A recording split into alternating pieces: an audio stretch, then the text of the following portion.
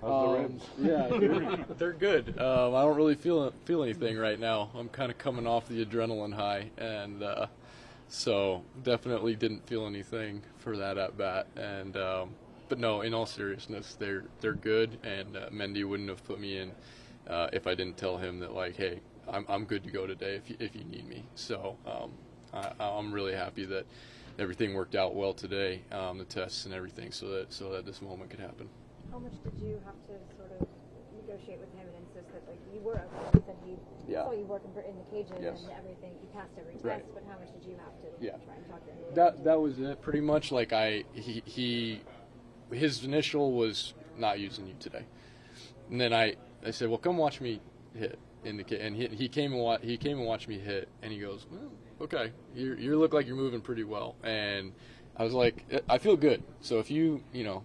Let's have a conversation. So we went and talked with the trainer Joe, and he said, hey, later in the game, what do you think? And I said, if you need me, let's do it. And so he said, okay, I'm gonna trust you. And Joe and I have enough of a history where he knows that he can trust me on those things. And so Mendy said, all right, let's see. And so he came up to me in those later innings and said, all right, let's do it. Like, you're going in next inning. So I was trying to be prepared, trying to keep the core warm and just keep it going so that I could be prepared for if they needed me. And it ended up being a really cool moment. Did that catch the track? Did that test it? Yeah, for sure. Yeah, because you're like moving back and twisting. So yeah, it did, and it felt good. So that was a great first test. Like, hey, get it out of the way right away.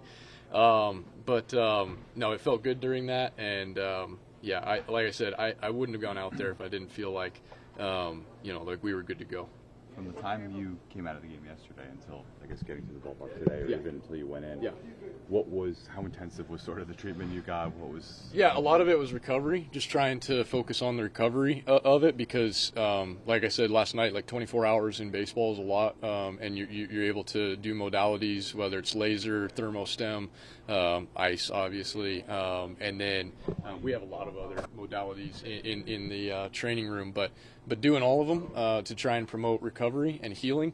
And then after that point, when I got to the park, it was more so the strength tests, and then hitting was the last thing. So once I passed all of those tests and then was able to hit, it was kind of like, then Mendy and I and Joe had the conversation of, he said, I'm going to keep the lineup the same, but, if I need you later, let's do it. So, yeah, really glad that we made that decision. Obviously, the Braves are a great team, and we know that. But, if you want to be the best, you got to beat the best. And so, that's something that we were trying to do today.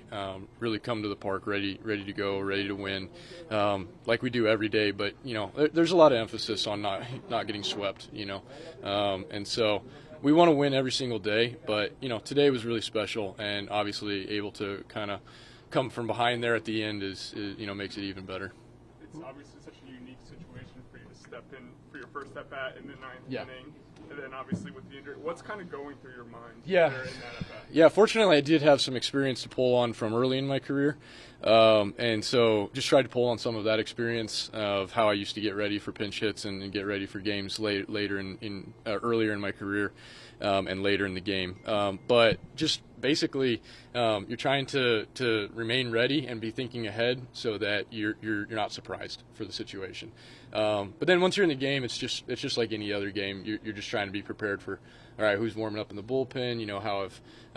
How has he pitched me in the past? Like, you're just trying to look at all that stuff, all that analytical stuff, and the game dictating, how you're going to be pitched and what you're going to get and all that stuff. But anyways, I did have some experience from early on in the career to prepare for it. You got through all those beer hugs at the end. Yeah. That, That's like the most dangerous part of the whole thing. Joe was squeezing on my ribs a lot, early on and testing that, so I knew it would be okay. But I got a lot of bear hugs, and if we weren't sure enough that it was okay, we are now because Francisco just about sucked the air out of me when he hugged me. So no, it was a beautiful thing, and I would do it all over again.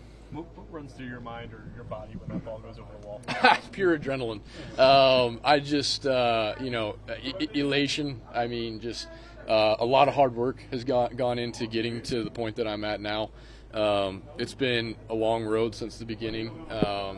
Minter has done really, really well against me in the past. And I've been able to get him the last 2 times that we faced each other, and I'm telling you, like, for 5 years there, he had my number. So it's nice to be able to do it against such an elite pitcher. And then like I said, just pure elation and excitement, and you're out of your mind. The adrenaline is just making the hair on the back of your neck stand up, and you're just so happy that you were able to come through for your team in a situation when they really needed you to.